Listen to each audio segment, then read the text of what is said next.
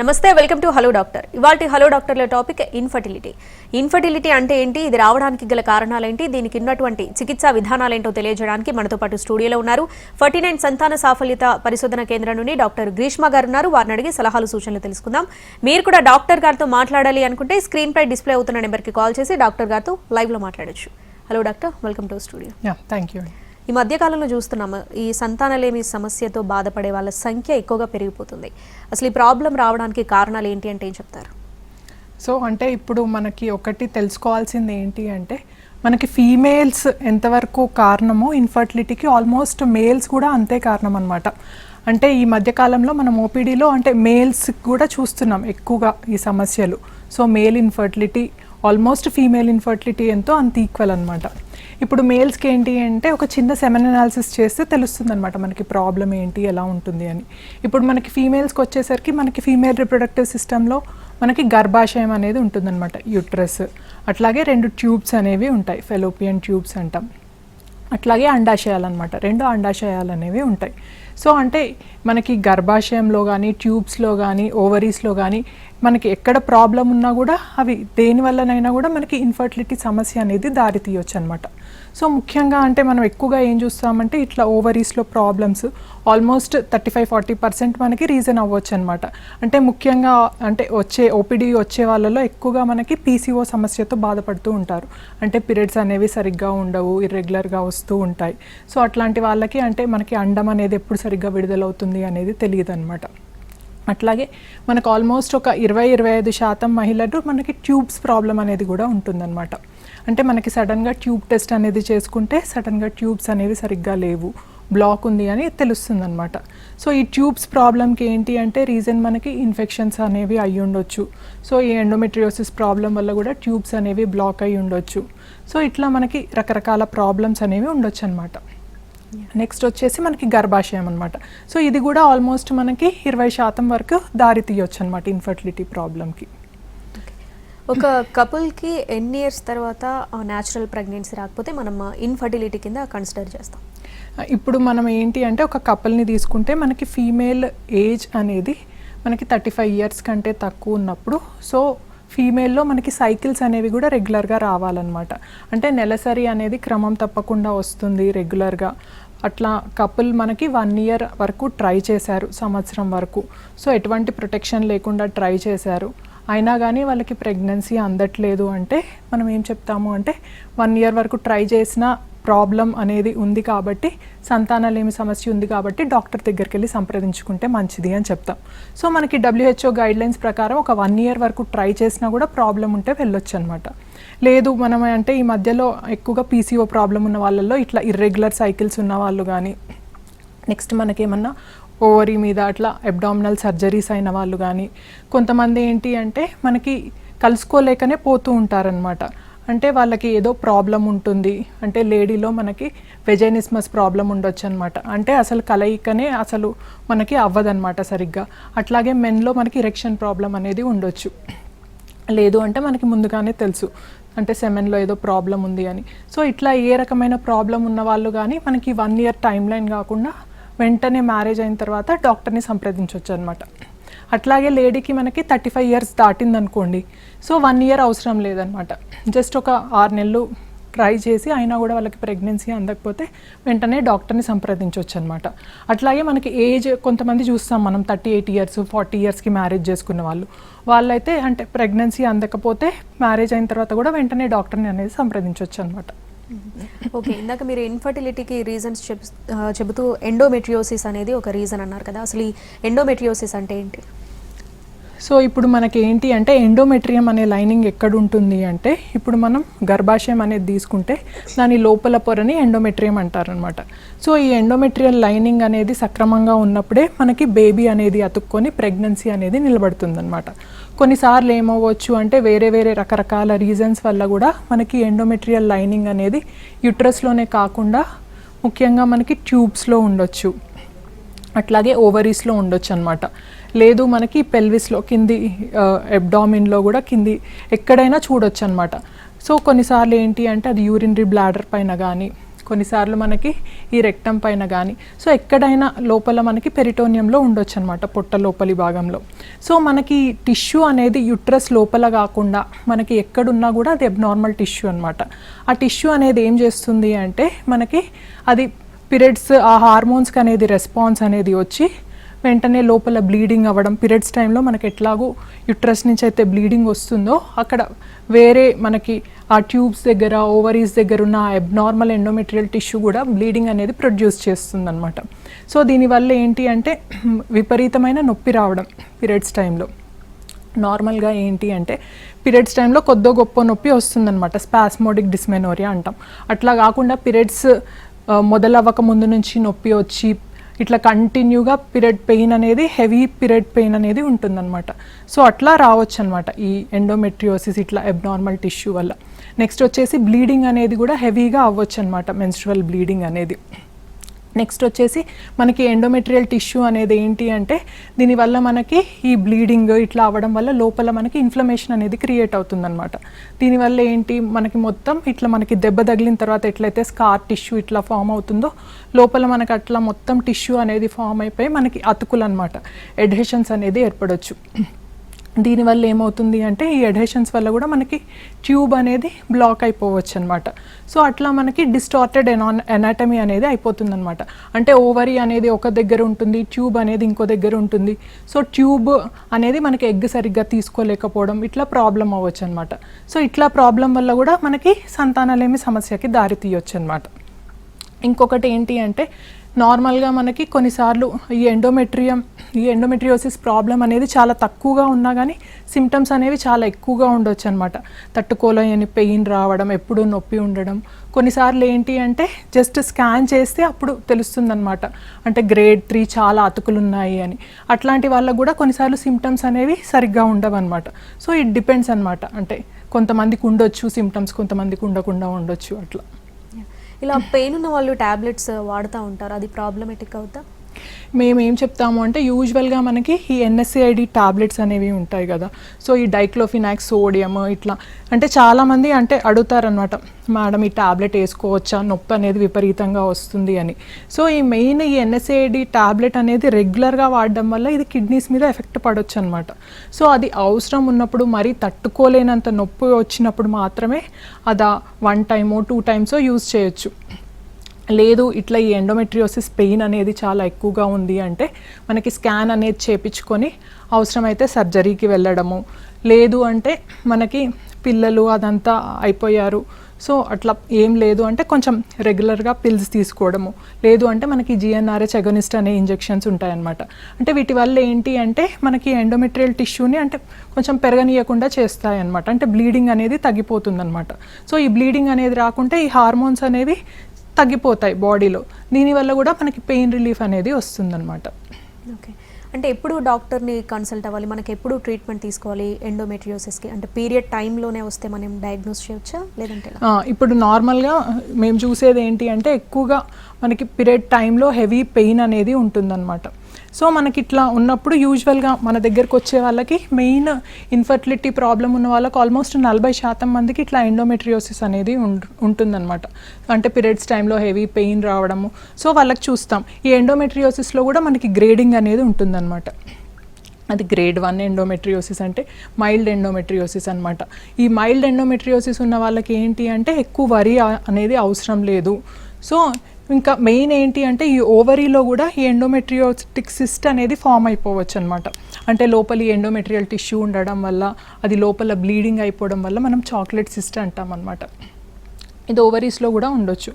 దీనివల్ల ఏంటి అంటే మనకి నార్మల్ ఓవరీ ప్లేస్లో ఈ కొంచెం ఎండోమెట్రియోటిక్ సిస్ట్ వచ్చేసరికి మనకి ఎగ్ నెంబర్స్ అట్లా తగ్గిపోవడము ఇట్లాంటివి చూస్తూ ఉంటాం. సో ఈ మినిమల్ ఎండోమెట్రియోసిస్ ఉన్న వాళ్ళు ఎక్కువ వరీ అవ్వాల్సిన అవసరం లేదు. వాళ్ళకి ఏం చెప్తాము అంటే న్యాచురల్గా ట్రై చేయొచ్చు అని చెప్తాం. సో న్యాచురల్గా కూడా ప్రెగ్నెన్సీ అందకపోతే అప్పుడు వేరే ట్రీట్మెంట్స్ అనేవి చేస్తామని చెప్తాం. కొంతమందికి ఏంటి అంటే మినిమల్ కాకుండా సివియర్ అనమాట, మోడరేట్ సివియర్ ఎండోమెట్రియోసిస్ ఉంటుందన్నమాట. వీళ్ళకి ఏంటి అంటే న్యాచురల్గా ట్రై చేసినా కూడా పిల్లలు అవ్వడానికి కొంచెం అవకాశాలు అనేవి తగ్గిపోతాయి అన్నమాట. ఎందుకంటే వీటి వల్ల మనకి అతుకులు ఎనాటమీ అనేది డిస్టార్ట్ అయిపోతుంది కాబట్టి. సో వీళ్ళకి ఏం చేస్తాము, మోడరేట్ ఎండోమెట్రియోసిస్ ఉంది అంటే ఐయుఐ పద్ధతి ట్రై చేసుకోండి అని చెప్తాం. లేదు మనకి ఎడ్హెషన్స్ అనేవి విపరీతంగా ఉన్నాయి అంటే ఇంక ఇట్లాంటి వాళ్ళకి న్యాచురల్ ప్రెగ్నెన్సీ రావడం చాలా కష్టం అనమాట. వీళ్ళకి ఏంటి అంటే డైరెక్ట్ ఐవీఎఫ్కి వెళ్ళండి అని చెప్తాం. సో చాలామందికి వచ్చే డౌట్ ఏంటి అంటే ఫస్ట్ ఇట్లా సివియర్ ఎండోమెట్రియోసిస్ ఉన్న వాళ్ళు సర్జరీ చేసుకున్న తర్వాత మనం ఐవీఎఫ్కి వెళ్ళాలా, లేదు ముందు ఐవీఎఫ్కి వెళ్ళి తర్వాత సర్జరీనా అనేది. సో ఒకటి ఏం చెప్తాము అంటే మనకి ఆ ఓవరీస్ అనేవి ఎంతవరకు ఎఫెక్ట్ అయ్యాయి, సో మనకి ఎగ్ నెంబర్స్ అనేవి ఎంతవరకు కనిపిస్తూ ఉన్నాయి అనేది ఒకసారి మనం స్కాన్ చేసుకొని చెక్ చేసుకుంటాం అన్నమాట. సో మనకి ఎంత సివియర్ ఎండోమెట్రియోసిస్ ఉన్నా, ఎందుకంటే ముందే సర్జరీ అని చెప్పేస్తే ఏమవుతుంది అంటే ఈ ఎండోమెట్రియోసిస్ సర్జరీ వల్ల మనకి ఈ నార్మల్ ఓవేరియన్ టిష్యూ అనేది కూడా వెళ్ళిపోతుంది అనమాట. సో దీనివల్ల ఏంటి అంటే మనకి ఎగ్ రిజర్వ్ అనేది చాలా తగ్గిపోతుంది. సో అంటే అప్పుడు మనం అంటే ఇంజెక్షన్స్ ఇచ్చి చేసినా కూడా ఎగ్స్ రావడం తక్కువగా చూస్తామన్నమాట. సో అట్లాంటి వాళ్ళకి ఏంటి అంటే ఫస్ట్ మనం ఎగ్ పికప్ అనేది చేసుకోండి అని చెప్తామన్నమాట. దానివల్ల మనకి ఎంబ్రియోస్ అనేవి ఫామ్ అయిన తర్వాత ఆ లోపల ఉన్న ఆ డిసీజ్ని వీలైనంత వరకు సర్జరీ చేసిన తర్వాత నెక్స్ట్ ఆ ఎంబ్రియో ట్రాన్స్ఫర్ ముందు సర్జరీ చేసుకుంటే బెటర్ అనమాట. సో ఎంత మనకి మోడరేట్ సివియర్ ఎండోమెట్రియోసిస్ ఉన్నా మనకి అంటే ఆ ఎగ్ పికప్కి అది అడ్డం అనేది రావట్లేదు, ఎండోమెట్రియోసిస్ మనకి మంచినే ఉంది అంటే మనం ఫస్ట్ ఐవీఎఫ్కి వెళ్ళి ఆ తర్వాత సర్జరీ అనేది ప్లాన్ చేసుకోండి అని చెప్తాం. జనరల్గా ఏజ్ వాళ్ళలో మనం ఇది చూస్తాం ఎండోమెట్రియోసిస్. సో యూజువల్గా మనకి ఎండోమెట్రియోసిస్ ఏంటి అంటే ఈ రిప్రొడక్టివ్ ఏజ్ గ్రూప్ వాళ్ళలో ఎక్కువగా చూస్తాం అనమాట. అంటే ఇది 25-24 ఇయర్స్ నుంచి 30-35 ఇయర్స్ వాళ్ళ వరకు ఎక్కువగా చూస్తాం. ఎందుకంటే మనకి ఈ ఏజ్లోనే హార్మోన్స్ అంటే పీరియడ్స్ యాక్టివ్గా వస్తూ ఉంటాయి ఈ రిప్రొడక్టివ్ ఏజ్ గ్రూప్లో. సో దీనివల్ల ఏంటి అంటే ముఖ్యంగా ఇది ఈస్ట్రోజన్ హార్మోన్ అనే దానివల్ల కూడా రావచ్చు అనమాట ఎండోమెట్రియోసిస్. సో అందుకే రిప్రొడక్టివ్ ఏజ్ గ్రూప్లో ఎక్కువగా చూస్తాం. మళ్ళీ మెనోపాజ్ వీటప్పుడు ఏంటి అంటే మనకి హార్మోన్స్ అనేవి తగ్గిపోతాయి అనమాట మెనోపాజ్ వచ్చినప్పుడు. సో అప్పుడు ఏంటి అంటే మనం అంటే ఆ ఏజ్ గ్రూప్లో అంత ఎక్కువ చూడమన్నమాట. ముఖ్యంగా రిప్రొడక్టివ్ ఏజ్ గ్రూప్లోనే యాక్టివ్గా ఉంటుంది అది ఎండోమెట్రియోసిస్ అనేది. ఈ ఎండోమెట్రియోసిస్కి సంబంధించి మీరు ఒక అవేర్నెస్ ప్రోగ్రామ్ కండక్ట్ చేస్తున్నారు అని విన్నాం, దాని గురించి. సో మనకి ఏంటి అంటే ఇప్పుడు చాలామంది అంటే తెలియదు అనమాట, కొంతమందికి అంటే ఇన్సిడెంటల్గా డిటెక్ట్ అవుతుందన్నమాట మనకి. అంటే ముఖ్యంగా పిల్లలు అవ్వట్లేదు అని వచ్చిన వాళ్ళకి సడన్గా స్కాన్ చేసి చూస్తే ఇట్లా సిస్ట్ అనేది ఉంది, ఎండోమెట్రియోసిస్ ప్రాబ్లం అనేది ఉంది అని తెలుస్తుంది అనమాట. సో అంటే ఇట్లా మనకి ముందుగా డిటెక్ట్ చేసుకోవడం వల్ల ఏంటి అంటే మనం ముందుగా చూసుకోవచ్చు అనమాట. అంటే అది ఎక్కువగా పెరగక ముందే మనం జాగ్రత్తగా తీసుకొని అంటే తొందరగా కిడ్స్కి ప్లాన్ చేసుకోవడము, లేదు తొందరగా సర్జరీ ఆప్షన్కి వెళ్ళడము అట్లా చూస్ చేసుకోవచ్చు అనమాట. సో ఎప్పుడైనా కూడా మనకి బ్లీడింగ్ అనేది హెవీగా ఉన్నా కూడా, లేదు పీరియడ్స్ అనేవి పెయిన్ఫుల్గా ఉన్నా కూడా కొన్నిసార్లు ఏంటి అంటే ఈ ఎండోమెట్రియోసిస్ వల్ల మనకి గ్యాస్ట్రో ఇంటెస్టైనల్ సిమ్టమ్స్ అనమాట. అంటే మనకి బ్లోటింగ్ సెన్సేషన్ ఇట్లా కూడా ఎక్కువగా రావచ్చు అనమాట. సో ఇట్లా వేరే ఏం ప్రాబ్లమ్స్ ఉన్నా కూడా వెంటనే మనం నెగ్లెక్ట్ చేయకుండా డాక్టర్ని సంప్రదిస్తే జస్ట్ ఒక చిన్న స్కాన్ అనమాట, అది జస్ట్ ఒక 2-3 మినిట్స్ పడుతుంది. ఆ స్కాన్ అనేది చూసి అది నార్మల్గా ఉంటే వరి అవ్వాల్సిన అవసరం లేదనమాట. లేదు దాంట్లో ఏదన్నా ప్రాబ్లం ఉంది అంటే దానికి తగ్గట్టుగా ట్రీట్మెంట్ అనేది తీసుకోవాలి మనం. ఓకే, ఈ ట్రీట్మెంట్ తర్వాత మనం ఎటువంటి జాగ్రత్తలు తీసుకోవాలి? సో ఇప్పుడు నార్మల్గా ఏంటి అంటే మనకి ఇప్పుడు ఇన్ఫర్టిలిటీ ఉందనుకోండి. సో మనకు ఒకటి ఏంటి అంటే ఈ ఎండోమెట్రియోసిస్ అనేది మొత్తం మనకి ఎంత చేసినా కూడా క్యూర్ అనేది ఆపలేదన్నమాట. సో మనం ఎంత సర్జరీ చేసుకున్నా, ఎందుకంటే అది బాగా అతుకులు మొత్తం అంతా ఎడ్హెషన్స్ అనేవి ఫామ్ అయిపోతాయి. మెయిన్గా మనకి ఎక్కువ ఇంటర్నల్ ఆర్గన్స్ అనేవి ఇన్వాల్వ్ అవుతాయి కాబట్టి మనం వీలైనంత వరకే మనం తీయగలుగుతాం అనమాట. సో కంప్లీట్గా మనం డిసీజ్ని తీయలేమన్నమాట. సో దాని తర్వాత కూడా మనకి ఎండోమెట్రియోసిస్ అయిన తర్వాత కూడా మళ్ళీ ఒకసారి 3 మంత్స్కి అట్లా ఫాలో అప్ అనేది చేసుకుంటూ ఉండాలన్నమాట. అంటే సిస్ట్లు ఏమన్నా వస్తున్నాయా, ఇంకా డెవలప్మెంట్ ఏమన్నా అవుతుందా అని. ఇంకొక గుడ్ థింగ్ ఏంటి అంటే ఎండోమెట్రియోసిస్ ఉన్నది ఏంటి అంటే క్యాన్సర్ అనేది యూజువల్గా ప్రోగ్రెషన్ అనేది అవ్వదన్నమాట. ఇది క్యాన్సర్ ఏం కాదు. సో ఇది అంటే బినైన్ డిసీజ్ అనమాట. సో అందుకే ఎక్కువగా ఇదేమన్నా క్యాన్సర్కి ప్రోగ్రెస్ అవుతుందా అన్న వరి అనేది అవసరం లేదు. సో ఈ సర్జరీ ఇవన్నీ చేసుకున్న తర్వాత కూడా మనం ఫాలోఅప్ అనేది చేసుకుంటూ ఉండాలన్నమాట. సో ఈ ఎండోమెట్రియోసిస్ ఉన్న వాళ్ళకి ఇంకొక డౌట్ ఏముంటుంది అంటే ప్రెగ్నెన్సీ వచ్చిన తర్వాత ఏమన్నా మిస్క్యారేజెస్ అవుతాయా, ఇట్లా డౌట్ ఉంటుందన్నమాట. సో మనం ఇప్పుడు ఈ ఎంబ్రియో ట్రాన్స్ఫర్కి వెళ్ళినప్పుడు మనం ముందుగా సర్జరీ అనేది చేయించుకుంటే ఈ సివియర్ ఎండోమెట్రియోసిస్కి మనం లోపల వీలున్నంత వరకు మనం ఆ డిసీజ్ని అనేది మనం క్లియర్ చేస్తాం కాబట్టి ఆ ఇన్ఫ్లమేషన్ ఏమైనా బ్యాడ్ హార్మోన్స్ అనే లెవెల్ అనేది తగ్గిపోతుందన్నమాట. సో చాలా చూసాం, అంటే ఐవీఎఫ్ చేయించుకొని ఆ తర్వాత అంటే ఎగ్ పికప్ చేసుకొని ఆ తర్వాత ఈ సర్జరీ చేసుకొని ఎంబ్రియో ట్రాన్స్ఫర్కి వెళ్ళిన వాళ్ళు చాలామంది లైవ్ బేబీస్తో వెళ్ళారనమాట. సో ఈ ఎండోమెట్రియోసిస్ ఉన్నా కూడా మనకి లోపల గర్భాశయము అదంతా కూడా మంచిగానే ఉంటుందన్నమాట. సో దాని గురించి వరి అవ్వాల్సిన అవసరం లేదు. సో మెయిన్గా ఇది అతుకుల వల్ల న్యాచురల్ ప్రెగ్నెన్సీకి ప్రాబ్లం ఉండొచ్చు, కానీ లోపల యూట్రస్ లైనింగ్ అదంతా కూడా చాలా బాగుంటుంది. సో ఇట్లాంటి వాళ్ళు అంటే ప్రెగ్నెన్సీకి మనం ట్రీట్మెంట్స్ ఇచ్చినా కానీ రెస్పాన్స్ అనేది చాలా బాగుంటుందన్నమాట. సో మిస్క్యారేజెస్ అనేవి కూడా ఎక్కువగా ఏముండవు, నార్మల్ మిస్క్యారేజెస్ ఎలా అయితే ఉంటాయో అట్లానే చూస్తామన్నమాట ఈ ఎండోమెట్రియోసిస్ ఉన్న వాళ్ళల్లో. సో అట్లా కూడా మనం వరి అవ్వాల్సిన అవసరం లేదు. అట్లా మనకి ప్రెగ్నెన్సీ టైంలో కూడా డిసీజ్ అనేది ఏం ప్రోగ్రెస్ అవ్వదన్నమాట. ఎందుకంటే మనకి ప్రెగ్నెన్సీ టైంలో మనకి యూజువల్గా ఈ ప్రొజెస్ట్రోజన్ హార్మోన్ ఇవన్నీ ఎక్కువగా ఉంటాయి కాబట్టి డిసీజ్ అనేది మనకి ప్రోగ్రెషన్ ఏమి ఉండదు. కాకపోతే వన్స్ మనకి డెలివరీ అయిపోయిన తర్వాత కూడా మనం ఫాలో అప్లో ఉండాలన్నమాట. ఓకే, ఈ ఎండోమెట్రియోసిస్ని మనం ఎర్లీ గ్రేడింగ్లో కనుక డయాగ్నోస్ చేస్తే ట్యాబ్లెట్స్తో క్యూర్ చేసుకోవచ్చా, సర్జరీ దాకా వెళ్ళకుండా? యూజువల్గా ఏంటి అంటే మనకి ఎండోమెట్రియోసిస్కి మనకి యూజువల్గా క్యూర్ అనేది ఉండదన్నమాట. అంటే మనం ఎర్లీగా డిటెక్ట్ చేసుకుంటే ఒకటి ఏంటి అంటే పెళ్ళైన వాళ్ళు ఉంటే కొంచెం తొందరగా ప్రెగ్నెన్సీకి ప్లాన్ చేసుకోవచ్చు అనమాట. అంటే ఈ న్యాచురల్గా ట్రై చేసే వాళ్ళు ఉంటే ఎక్కువగా డిలే చేయకుండా ఉండండి అని చెప్తామన్నమాట. సో దాని తర్వాత మనకి డిసీజ్ ఏమన్నా పెరుగుతుందా, సో అట్లా ఫాలో అప్ చేసుకుంటూ ఉండాలి, వాళ్ళకి సిమ్టమ్స్ ఏమైనా పెరుగుతూ ఉన్నాయా అని. దాన్ని బట్టి ఎక్కువ ఇప్పుడు మనకి డిసీజ్ అనేది పెరుగుతూ ఉంటే మనం మళ్ళీ చిన్న ఇంజెక్షన్స్ తీసుకోవడము, మెడిసిన్స్ తీసుకోవడము, అట్లా కొంచెం ఆ ఎండోమెట్రియాటిక్ స్పాట్స్ని మనం సప్రెస్ చేయడము ఇట్లా చేస్తూ ఉండొచ్చు అనమాట. Okay, first time natural pregnancy వచ్చాక సెకండ్ టైం ప్లాన్ చేసే వాళ్ళకి ఇదే ఎఫెక్ట్ అవుతుందా ఎండోమెట్రియోసిస్? ఎఫెక్ట్ అవ్వచ్చండి, ఎందుకంటే ఫస్ట్ టైం మనకి న్యాచురల్ ప్రెగ్నెన్సీ వచ్చింది. సో నెక్స్ట్ టైం మనం ప్లాన్ చేసుకున్నప్పుడు కొన్నిసార్లు ఏంటి అంటే అది ఎండోమెట్రియోసిస్ కొంచెం సివియారిటీ అనేది ఎక్కువ ఉండొచ్చు అనమాట. దీనివల్ల ఏంటి అంటే మనకి ఎనాటమీ అనేది డిస్టార్ట్ అయిపోయి అది కొంచెం సివియర్ ఎండోమెట్రియోసిస్కి కూడా అవ్వచ్చు అనమాట. దీనివల్ల వాళ్ళకి ప్రాబ్లం రావచ్చు. కాకపోతే ఏంటి అంటే న్యాచురల్గా అట్లా లేకుండా ఆప్షన్ అట్లాంటి వాళ్ళు ఐవీఎఫ్కి వెళ్ళడము. సో ఎందుకంటే మనకి లోపల యూట్రస్ లైనింగ్ అదంతా కూడా బాగుంటుంది కాబట్టి ఇట్లా మనం వేరే ట్రీట్మెంట్స్ ఇచ్చినా కానీ టెస్ట్ ట్యూబ్ బేబీ ట్రీట్మెంట్స్ వీటి వల్ల రెస్పాన్స్ అనేది బాగుంటుంది అనమాట వీళ్ళకి. ఓకే, ఇప్పుడు సెకండరీ ఇన్ఫర్టిలిటీ గురించి మాట్లాడుకుందాం. ఈ సెకండరీ ఇన్ఫర్టిలిటీ అనేది ఎందుకు వస్తుంది, రీజన్స్ ఏంటి? సో ఇప్పుడు ఏంటి అంటే చాలామంది వచ్చేవాళ్ళు సెకండరీ ఇన్ఫర్టిలిటీ అంటే ఫస్ట్ ప్రెగ్నెన్సీ ఉండడంలో ప్రాబ్లం ఉండదన్నమాట, న్యాచురల్గా అయిపోతుంది. లేదు అంటే సెకండరీ ఇన్ఫర్టిలిటీ అంటే ఫస్ట్ బేబీ ఉన్న వాళ్ళదే కాదు, ఫస్ట్ ఒకసారి ప్రెగ్నెన్సీ వస్తుంది, ఆ తర్వాత మళ్ళీ అది సరిగ్గా నిలవకపోవడము, హార్ట్ బీట్ ఆగిపోవడము, మళ్ళీ నెక్స్ట్ ఎంత ట్రై చేసినా కూడా ప్రెగ్నెన్సీ అనేది అందదన్నమాట. సో మనకి రీజన్స్ ఏమై ఉండొచ్చు అంటే ఫస్ట్ ప్రెగ్నెన్సీ వచ్చింది, నెక్స్ట్ సరిగ్గా నిలవట్లేదు ప్రెగ్నెన్సీ అంటే ఫస్ట్ ఒకటి ఏంటి అంటే మనకి కొంచెం అబార్షన్స్ ఇవి అవ్వడం వల్ల కూడా కొంచెం ఇన్ఫెక్షన్స్ అట్లా ఉండొచ్చు అనమాట లోపల. ఒకటి ట్యూబ్స్ అనేవి బ్లాక్ అయిపోయి ఉండొచ్చు అనమాట.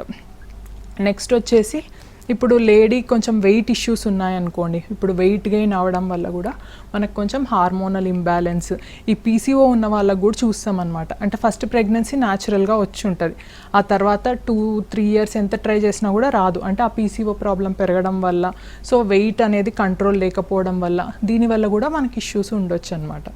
నెక్స్ట్ వచ్చేసరికి కొంచెం సెమెన్లో కూడా ప్రాబ్లం ఉండొచ్చు అనమాట. అంటే చాలామందికి మనం ఈ ప్రాబ్లం కూడా చూస్తాం.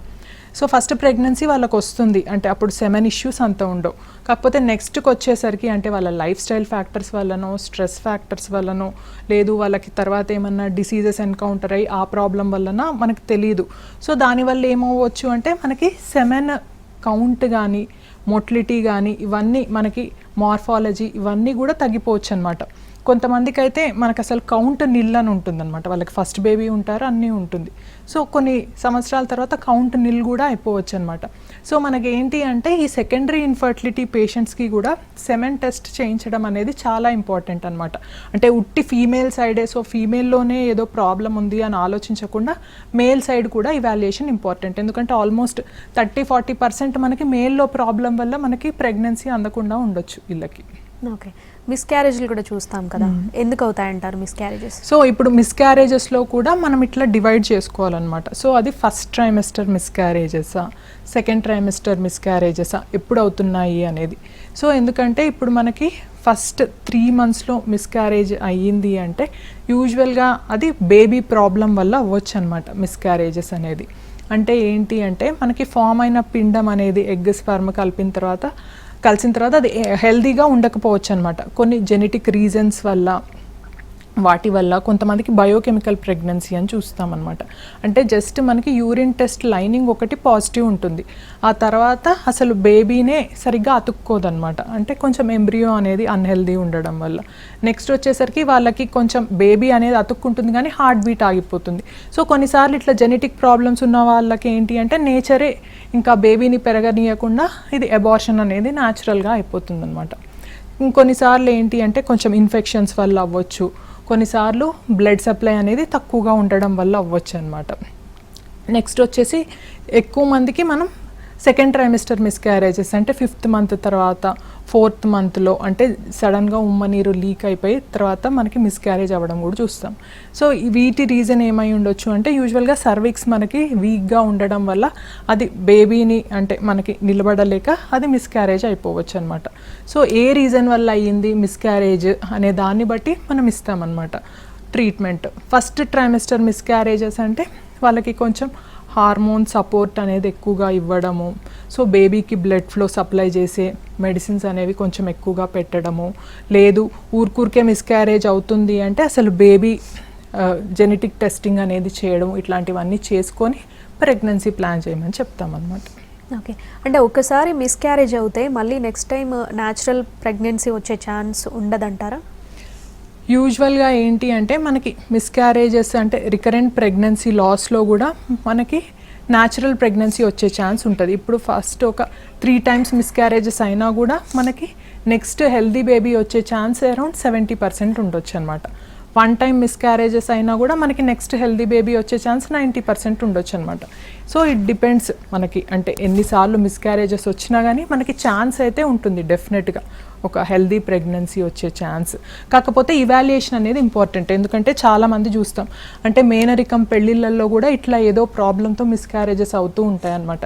సో అట్లాంటి వాళ్ళలో జీన్ పూల్ అనేది సేమ్ ఉంటుంది కదా, సో ఏమన్నా ప్రాబ్లం ఉందా, సో జెనెటిక్ టెస్టింగ్ అనేది చేయించుకోవడము, so karyotyping, whole exome sequencing ఇట్లాంటి టెస్ట్లు అనేవి చేయించుకోవడం వల్ల వాళ్ళ లోపల ఉండే ఏమన్నా ప్రాబ్లమ్స్ ఉంటే బయటపడతాయి అన్నమాట. రైట్, కాలర్ ఉన్నారు సుశీల గారు కర్నూలు నుండి. నమస్తే అండి, డాక్టర్ గారితో మాట్లాడండి. నమస్తే మేడం. నమస్తే మేడం. నమస్తే అండి, చెప్పండి అమ్మా. మేడం నాకు పెద్ద ప్రాబ్లం ఉంది సార్. ఎట్లంటే మా పాప చదువుతుంది, డిగ్రీ ఓకే అండి చదువుతుంది. ఆ పాపకి ఎండోమెట్రియోసిస్ వచ్చింది సార్ మేడం. ఓకే అండి. అదేమో అట్లా ఎండోమెట్రియోసిస్ అని ఆపరేషన్ చేశారు, క్లియర్ చేశారు. లెఫ్ట్ ట్యూబ్ వచ్చిందంట మేడం. దేనికి వచ్చిందమ్మా? Left tube. Okay okay, left ట్యూబ్కి వచ్చిందా ఎండోమెట్రియోసిస్? మరి ఆ ట్యూబ్ ఏమన్నా తీసారా? ట్యూబ్ తీయలేదు మేడం. ఓకే, ట్యూబ్ని అది ఓకే జస్ట్ క్లీన్ చేశారు. పెళ్ళైందా అమ్మా పాపకి? లేదు మేడం, చదువుతుంది. చదువు ఓకే ఓకే అమ్మా. సరే, ఇప్పుడైతే అంత ఎక్కువ వరీ అవ్వాల్సిన అవసరం అయితే లేదు. సో ట్యూబ్ అది క్లీన్ చేశారు కాబట్టి మళ్ళీ అంటే అది కూడా కొంచెం ఫాలో అప్ అనేది చేస్తూ ఉండాలన్నమాట. ఎవ్రీ 3 monthsకి 4 monthsకి సిమ్టమ్స్ ఏమన్నా పెరుగుతున్నాయా, అవసరమైతే ఒకసారి స్కాన్ ఫాలో అప్లో అట్లా ఉండి చూస్తూ ఉండాలన్నమాట. సో దాన్ని బట్టి చెప్తారు మీకు అంటే ట్రీట్మెంట్. యూజువల్గా ఏంటి అంటే మనకి అంటే ఒకసారి క్లీన్ చేసిన తర్వాత మరీ అంత తొందరగా రాకపోవచ్చు అనమాట మనకి డిసీజ్, అంటే వెంటనే సంవత్సరం లోపు అట్లా. అది కూడా కొంచెం టైం తీసుకున్న తర్వాత అది కూడా మనం చెప్పలేం. కొంతమందికి అసలు రాకపోవచ్చు, క్లియర్ అయిపోతుంది టోటల్గా, ఇంకొంతమందికి ప్రోగ్రెస్ అవ్వచ్చు అనమాట. సో దాన్ని బట్టి మనకి ట్రీట్మెంట్ అనేది ఉంటుందన్నమాట. రెగ్యులర్గా చెకప్ చేసుకోవాల్సింది. యూజువల్గా ఇంకా మనకి సిమ్టమ్స్ ఒకటి చూసుకోవాలి, సిమ్టమ్స్ ఎలా ఉన్నాయి అంటే ఇప్పుడు అందరిలో సేమ్ ఉండవు అన్నారు కదా. అందరిలో సేమ్ ఉండవు, అదే కొన్నిసార్లు సిమ్టమ్స్ కొంతమందిలో రావచ్చు కదా, మళ్ళీ పెయిన్ఫుల్ పీరియడ్స్ అట్లా కాకుండా యూజువల్గా స్కాన్స్ అనేవి కూడా చెక్ చేసుకుంటూ ఉండాలి, ఫాలో అప్ స్కాన్స్. మనం ఒకసారి 3 monthsకి 4 monthsకి ఒకసారి స్కాన్ అదంతా బాగుందా లేదా అని చెప్పేసి చూసుకుంటూ ఉండాలి. ఈ ట్రీట్మెంట్ ఐయుఐ ఐవిఎఫ్ ఈ ప్రాసెస్ ఎట్లా ఉంటుంది? ట్రీట్మెంట్ మనం ఎవరెవరికి ఈ ట్రీట్మెంట్ చేయొచ్చు? సో ఇప్పుడు మనకి ఏంటి అంటే ఐయుఐ అంటే జస్ట్ మనకి ఇంట్రాయుట్రైన్ ఇన్సెమినేషన్ అనమాట.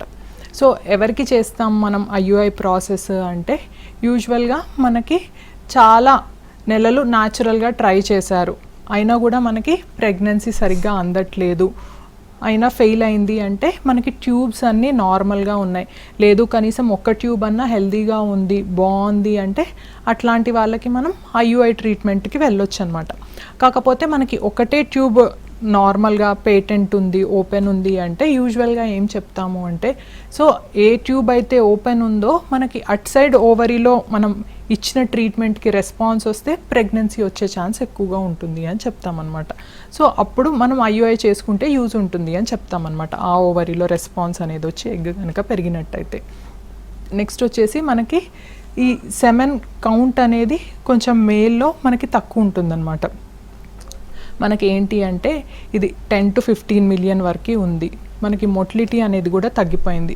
సో ఇట్లా మనకి కౌంట్స్, మొటిలిటీ, కొంచెం మార్ఫాలజీ తక్కువ ఉన్న వాళ్ళకి న్యాచురల్ ప్రెగ్నెన్సీ అందట్లేదు అంటే మనం IUI ట్రై చేసుకోండి అని చెప్తాం అన్నమాట. థ్యాంక్ యూ డాక్టర్, మా స్టూడియోకి వచ్చి సలహాలు సూచనలు అందించినందుకు థ్యాంక్ యూ. Thank you. ఇది వాటి హలో డాక్టర్, నమస్తే.